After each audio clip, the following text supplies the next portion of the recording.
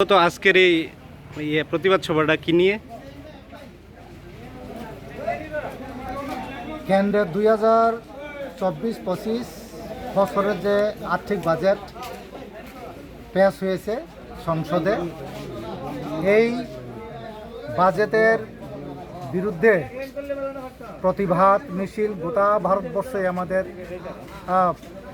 সিপিআইএমের তরফ থেকে এটা করা হইতেছে।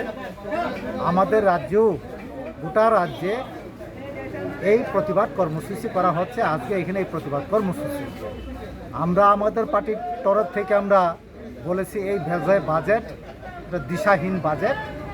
এই বাজেট এখানে বড় লোকদের আরও বেশি সম্পদশালী করবে, আমাদের দেশের মধ্যে বৈষম্য বাড়াবে, আমাদের দেশের মধ্যে বেকারি বাড়াবে, আমাদের দেশের মধ্যে আরও মুদ্রাস্ফীতি এবং মূল্য বৃদ্ধি ঘটাবে।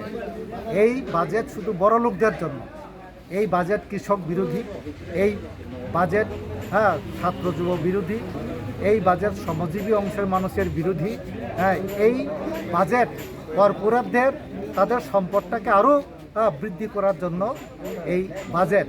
এই বাজেটের পরে যেভাবে এখানে প্রত্যক্ষ কর ধরা হয়েছে, আমাদের দেশের মূল্য বৃদ্ধি আরও বেশি ঘটবে। এরকম ধরনের অবস্থা আমাদের দেশের মধ্যে তৈরি হবে। বেকারদের কোনো কর্মসংস্থান ব্যবস্থা এই বাজেটের প্রভিশনের মধ্যে রাখা নাই, এবং এই বাজেটের মধ্যে কৃষকদের এমএসপির কথা বলা নাই। কৃষকদের এখানে সার, বীজ, কীটনাশক ঔষধে ভর্তুকির কোনো সেখানে ব্যবস্থা নাই।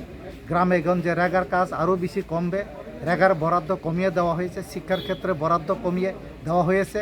এর জন্যই এই বাজেট এবার 14%, গত বছর 14% কর সেখানে সংগৃহীত করা হয়েছে, কিন্তু 14%-এর মধ্যে মাত্র বৃদ্ধি হয়েছে মাত্র 5%।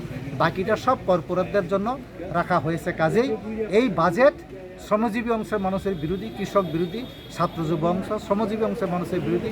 তার জন্যই আমাদের পার্টি গোটা দেশের মধ্যেই এই বাজেট কর্মসূচির প্রতিবাদে আমরা এই ধরনের কর্মসূচি আমরা গ্রহণ করছি। ঠিক আছে।